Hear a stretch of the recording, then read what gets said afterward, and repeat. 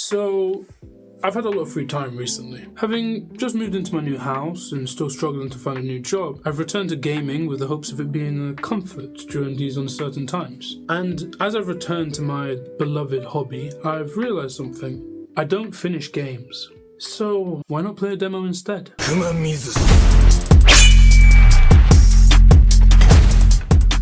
My backlog has become my own personal doom dimension as I scroll through and I see all the titles that I just haven't had the time to complete. One of these titles being Nioh 2, probably one of the most successful Souls-like franchises that blends Japanese mythology along with Japanese historical figures. So when I saw that the third installment was coming now and that there was a demo I could try, I was pretty hyped. I never got around to finishing the first Nioh game, and when the second one was announced, I bought it, only then to not finish it. So I kind of entered this demo feeling like a bit of an imposter.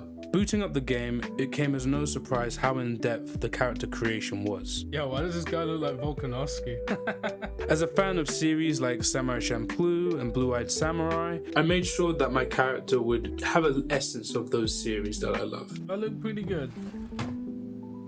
I look pretty damn good, okay. I tried out different weapons in the tutorial and got stuck in. We catch a brief glimpse at who the main villain of the game will be, and in a Sekiro-styled encounter, I was outmatched by an enemy I'm sure I'll face later on in the main game, whenever the hell I buy that. Following this, I faced the last tutorial boss in the game. I got this. He completely kicked my ass for about 10 minutes. Every single time. That was fun. I've played most of the Souls-born games. Games like Bloodborne, Elden Ring, Dark Souls 3, Sekiro. But the Nioh games have unique features which make them stand out.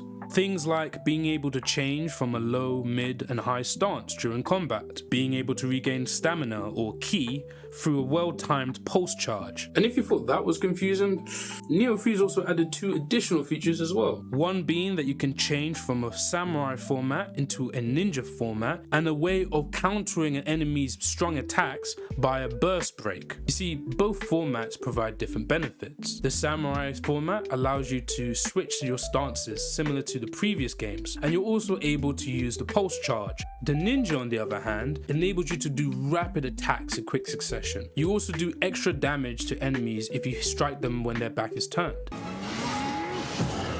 Now's the time when he's out of stamina. Okay. Oh, what? He just gains stamina when I go in my form? That's bullshit. With the tutorial wrapped up and the basics kind of embedded in my head, I was ready to dive headfirst into the demo.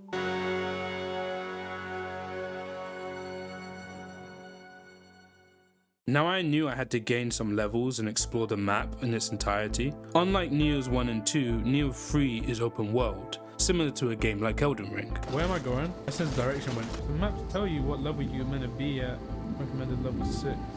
Level 5. I have an excuse. I have a reason. The main enemy you'll face in the Nioh games are yokai. These are evil spirits that seem to just infest all corners of any map that they're in. As well as that, you'll run into the occasional human enemies as well. As I ran around fighting anything that had 2 legs, I started to realize that dodging actually wasn't safer than blocking. I find in Nioh that blocking attacks is far more consistent in avoiding damage than it is for other games. So I started to experiment. I tried being in the samurai format to tank a lot of the attacks and try and block them. Then I would switch into the ninja format, which was way faster, so I could get a lot of chip damage done to enemy health and then deal very critical damage to them if I was able to get to their back. But realizing that this was what the game intended for me to do and actually doing it were 2 very different things. Eventually, I started delving into some of the side missions that were on offer.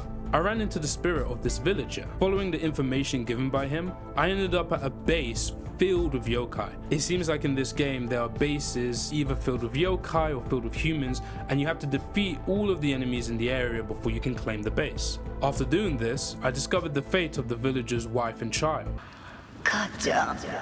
Oh, this is the wife. But I still had hope in knowing that their child at least possibly found this house out in the woods. So that's where I headed over to next. But as you can see, that wasn't who was waiting for me.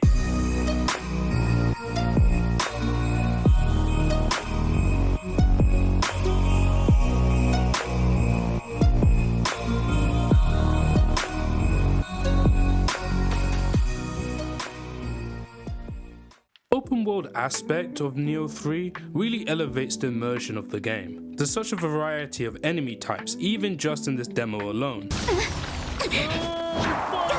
I enjoyed the side missions that were on offer, as it had me traversing a lot of space, given as there'd be maybe 2 or 3 key locations for a side mission to continue. The part about it that kind of made me laugh, however, was the fact that the game tells you straight away how to finish the demo. It's literally on the map. I don't finish games. However, the allure of the open world encourages you to embrace the details, like the fact that human enemies in this game are just as afraid of yokai as you are. Unlike the yokai that are dotted around and potentially wandering as individuals, human enemies are almost always in groups. As well as this, you usually find them at bases. And on the off chance that they aren't in a base, they're usually hiding somewhere, waiting for you so then they can ambush you. And to be honest, they're probably not just hiding from the player.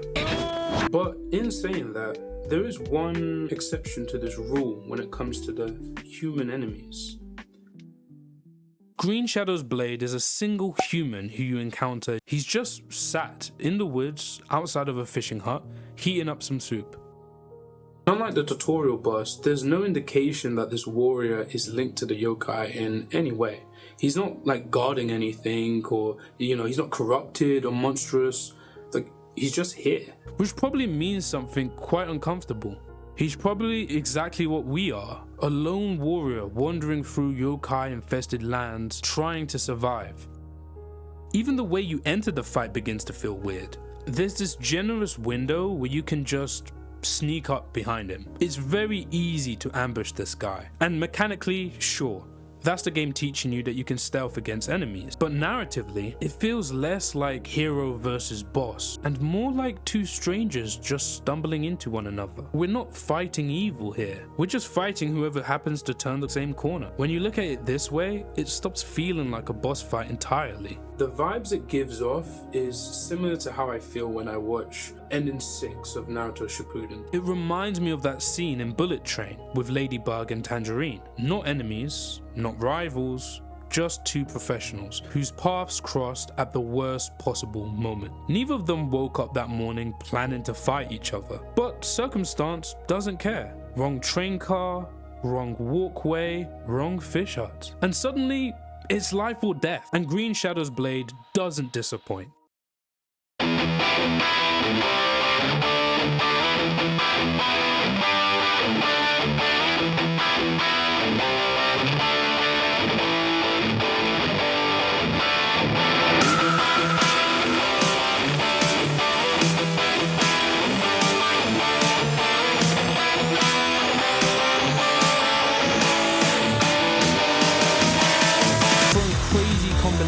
With his katana, blocking our advances when we get too greedy, and throwing surprisingly flashy moves which feel straight out of an anime. But he isn't the only one who demands respect. By this point, I'd gained confidence and experience, scaled up in level, and got a better grasp at the various mechanics the game is trying to teach me. This fight kind of sums up what I love most about this Nioh 3 demo. It doesn't need to hand you the whole cake for you to enjoy a single slice. No huge campaign, no epic cutscenes, just one small victory that feels earned. And honestly, that feeling sticks with me more than most full games do. I started this demo feeling like an imposter. I had guilt knowing that I hadn't finished the previous 2 games, like I didn't belong here. But by the end, I just felt motivated enough to finally go back and maybe finish Nioh 2. I say all of this to highlight that calling this game Souls-like and leaving it at that honestly feels like a disservice. To be honest, if anything, it's Nioh-like. And if you've never played a Nioh-like game before, I strongly recommend you give it a shot. Or maybe just replay Nioh's 1 or 2 instead. God knows I will, since I'm still unemployed. If you've made it this far into the video, I want to say a massive thank you for watching. There's a bit of anxiety about returning to my YouTube channel, to be honest, but I'm back, and if you're a new viewer, I hope you enjoyed enough to maybe drop a like or subscribe. I've been the Hood Samurai. Thank you for watching,